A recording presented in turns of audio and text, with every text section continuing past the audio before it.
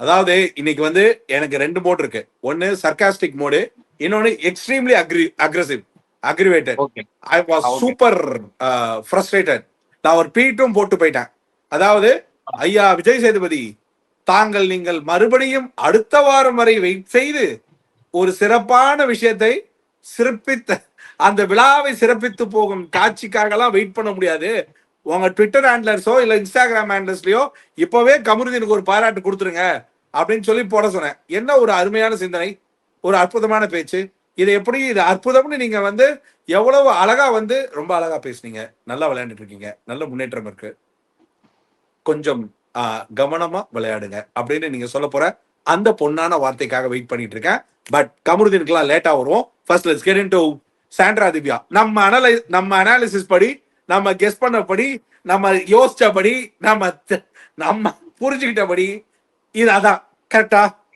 முதல்ல என்னைய மன்னிச்சிருங்க, நீங்க ஒரு தீர்க்கதரிசி. நேத்தே நீங்க சொன்னீங்க நான் தான் அதெல்லாம் இருக்காது, அண்ணன் அண்ணன் கூப்பிடுறாங்க தங்கச்சி அப்படிங்கறதெல்லாம் இருக்கு. சோ இந்த மாதிரிலாம் ஒரு விஷயம் இருக்காதுன்னு. பட் எனக்கு இன்னும் பத்தல சார், எனக்கு இன்னும் வேணும். டியூட், புலகலரிசியோ தீர்க்கதரிசியோ, I'll tell you, even Harry Potter faces the same problem. சரியா? அதனால ஹாரி போட்டர் மட்டும் என்ன எக்ஸெப்ஷனலா? அது மாதிரி தான் சம்பவம். ஆனா என்னன்னா they were little conscious on இந்த விஷயம் வந்து ட்ரிகர் ஆகிறதுக்கான மேஜர் பங்கு. அதை வந்து இக்னைட் ஆகி அது நெக்ஸ்ட் லெவலுக்கு போறதுக்கு வந்து அந்த பிளே ஒண்ணு ஆரம்பிச்சது தெரியுமா? அதுல இருந்தே இந்த பொசசிவ்னஸ் வந்து பயங்கரமா ஸ்டார்ட் ஆயிடுச்சு. அந்த லவ் டைலாக் பேசி அந்த லவ் ஒரு காவிய நாடகம் ஒண்ணு போட்டாங்களே, தர்பூசணி இது கானானி, அந்த லவ் ட்ராக் ஆரம்பிச்சதுல இருந்தே, லவ் ட்ராக் எல்லாம் கிடையாது, அந்த லவ் பெர்ஃபார்மன்ஸ்க்காக பிளே ஆரம்பிச்சதுல இருந்தே இந்த அண்ணா இதெல்லாம் வந்து பொண்ணுங்களோட லவ்ல ஒரு பேட்டர்ன் தான், ஒரே லவ், அது எக்ஸ்ட்ரீம் லவ், அது பிடிச்சிருச்சுன்னா அதான் லவ். அப்படி இருக்கிற லவ் ஒரு சில பேருக்கு புரிஞ்சுக்கிற லவ். அதாவது எப்படின்னா கொஞ்சம் விட்டு பிடிக்கணும் அப்படின்றது. அது நம்பிக்கையில ரெண்டுத்துலயுமே நம்பிக்கை இருக்கு.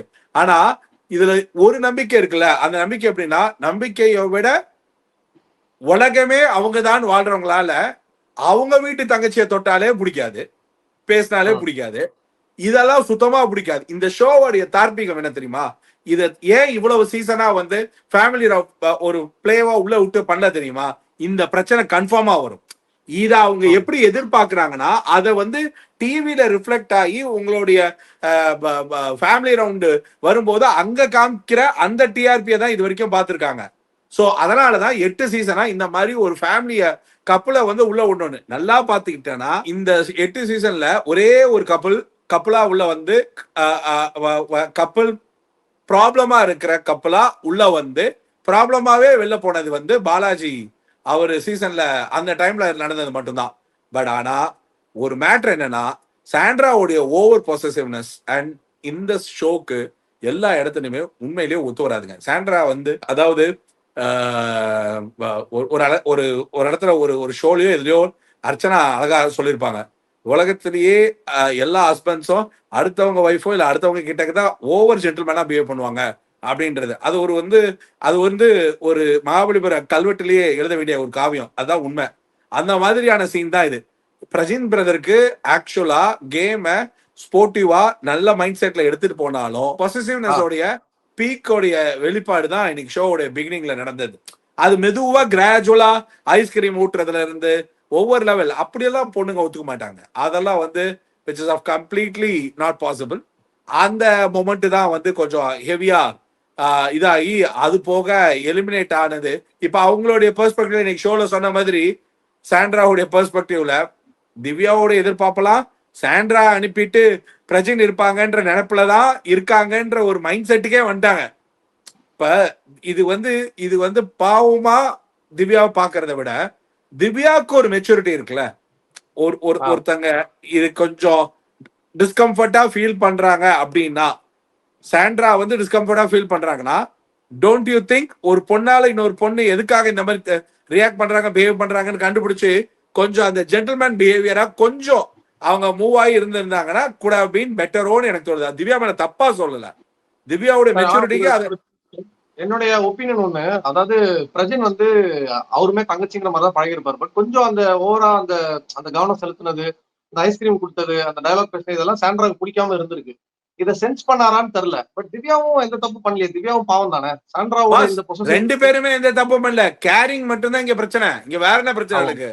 அதான் அப்ப எல்லாத்தையுமே அப்ப பார்த்துருக்கோமே. சாண்ட்ரா இந்த கேர் இருக்குல்ல, அப்ப சாண்ட்ரா தானே சார் அந்த தப்பு. கேர் ரொம்ப பொசசிவ் கேர் அது. அதான் அப்ப சாண்ட்ரா தானே சார் தப்பு. ஆமாமா. ஆனா சாண்ட்ரா இப்போ அப்படி வந்து சொல்ற முடியாது. ஏன்னா சில பேரோட லவ் இருக்கு பாத்தியா, அது லவ். அது இந்த கேர் வந்து ரொம்ப முக்கியம் வாழ்க்கையில. அந்த கேரை சரியான நேரத்துல சரியான ஆட்கள் சரியான ஆட்களுக்கு அளவுக்கு அதிகமா போனா இன்டென்சிவ் கேர் யூனிட்டுக்கு தான் போகணும். அதுக்கு பேர் ஐசியோ. அந்த கேர் வேற. சரியா? அதே ஒரு அளவுல கூப்பிட்டா எமர்ஜென்சி கேரோட நிறுத்திக்கலாம். இந்த ஷோல பொறுத்த வரைக்கும் ஒரு கப்பலை கொண்டு வந்து பொசசிவ்னஸ் ரொம்ப தூண்டுற மாதிரி நீ it is not something that அவங்க ஹஸ்பண்ட் மேல நம்பிக்கை இல்லாமலும் இல்ல இவங்க ரெண்டு பேரும் வந்து they are not moving head எல்லாம் கிடையாது. இது கேர். பிரஜன் அந்த வீட்டுல உள்ள வந்ததுல இருந்தே இந்த டீம் குரூம் ஆகி ஒரு மாதிரி குரூப்பாவே இருந்ததுனால he has taken an extra care. அந்த எக்ஸ்ட்ரா கேர் இந்த ஃபீட் பண்றது அது வந்து சாண்ட்ராவுடைய எதிர்க்க தான் பண்ணாரே தவிர ஒளிஞ்சுக்கிட்டோ தெரியாமலோ மறைச்சோ அதெல்லாம் பண்ணல. பட் ஆனா இதெல்லாம் பண்றதுக்கு முன்னாடி அவங்க ஒய்ஃபோட இவ்வளவு வருஷம் இருந்த அவங்களோட மென்டாலிட்டிக்கு இதெல்லாம் பண்ணா என்ன நடக்கணும்? உதாரணத்துக்கு மிஸ்டர் ரவீந்தர் சந்திரசேகரன் இந்த மாதிரி ஏதாவது பண்ணா இவிபிக்கு வெளியில இருந்த ஒரு செருப்பு, அந்த செருப்பு யாருது அப்படின்னு கேட்டீங்கன்னா அது வேற யாருதும் இல்ல. நான் அந்த செருப்பை பார்த்துட்டு சைலண்டா இருக்கிறத வச்சு கண்டுபிடிச்சலாம் அது எங்க வீட்டுல இருந்தா அப்படின்ற மாதிரி. இந்த மாதிரி ஒரு பொசசிவான கேர் இருக்கதான் செய்யும். அதை ஒண்ணுமே பண்ண முடியாது. அதுல வாட் யூ சே, அதாவது கமருதீனுக்கெல்லாம் 2 வண்டியை வச்சு ஓட்டுற லெவலுக்கு அங்க உள்ள சீன் போயிட்டு இருக்கும் பொழுது இதெல்லாம் வந்து ஒரு 20 year ever bonding longest possessive love with 2 beautiful kids. அதனால அப்படிதான் இருக்கு செய்யும். இதனாலதான் பிக் பாஸே ஓகே இந்த கப்பலா டிராவல் பண்ண விட்டா இவங்க இந்த ஷோவை ஜெயிக்கிறாங்களோ இல்லையோ இந்த ஷோ பிரிச்சு வச்சிருச்சுன்றதுக்கு இந்த ஷோ லேண்ட்மார்க் ஆகிடும்ன்றதுக்காக தான் இம்மீடியட்டா பிரஜினை வெளில அனுப்பி நீ திவ்யாவை என்ன வேணா பண்ணிக்கொண்டாங்க. அதோட சின்ன பிரிலுடு தான் நேத்து.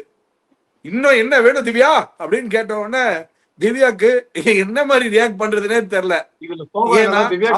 தெரியாது. அதான் சொன்னேன், இதுல நான் என்ன பண்ணேன்னு கேட்கும் போது அவங்களுக்கு அவங்களோட பெர்ஸ்பெக்டிவ் தான் இதை என்ன மாதிரி டிஃபைன் பண்ணி சொன்னாலும் இது பேசுறதுக்கு நல்லாவே இருக்காது அவங்க. அதனால அவங்கள இப்ப இனி அவங்க அக்ரெசிவ் மோட எப்படி சொல்றது, அந்த புரிதல் இன்மைய புரிதலுக்கும் எனக்கு தெரிஞ்சு அந்த பாண்டோடைய ஸ்ட்ரென்த் கொஞ்சம் லூஸ் ஆகி இப்போ அவங்க இட்ஸ் லைக் மோர் லைக் இப்ப எப்படின்னா பாருக்கு யார் ஸ்ட்ராங்கான பிளேயரா இருப்பாங்க அப்படின்னு தெரியுறாங்களோ இங்க ஷோவே டிவைட் அண்ட் ரூல்ல தான் எல்லாரும் விளையாடுறாங்க. டிவைடுக்குள் டிவைடான்றது தான் இன்னைக்கு நடந்தது.